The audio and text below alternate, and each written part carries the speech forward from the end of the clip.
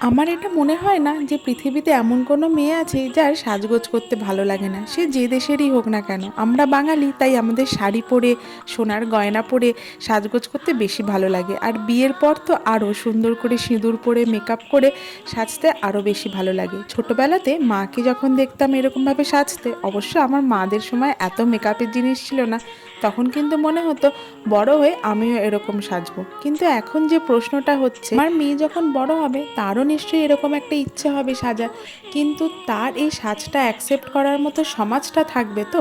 সে কি সেফ থাকবে এতটা সাজগোজ করে লাউড মেকআপ করে বেরোনোর জন্য? আজকাল কেন জানি না, যখন নিজে আয়নার সামনে মেকআপ করে সাজতে বসি এই প্রশ্নগুলো আমার মনের মধ্যে খুব করে ওঠে। কারণ সব কিছুর জন্য তো সমাজ মেয়েদেরকে দায়ী করে। শুধু সমাজ কেন, মেয়েরাও মেয়েদেরকে দায়ী করে। জানি না ভবিষ্যতের দিনগুলো কেমন আসছে। আর এই লুকের ডিটেল ভিডিওটা আমার প্রোফাইলে অলরেডি আপলোড করা আছে। আজ তবে আসি, দেখা হবে আবার কাল। সকলকে টাটা।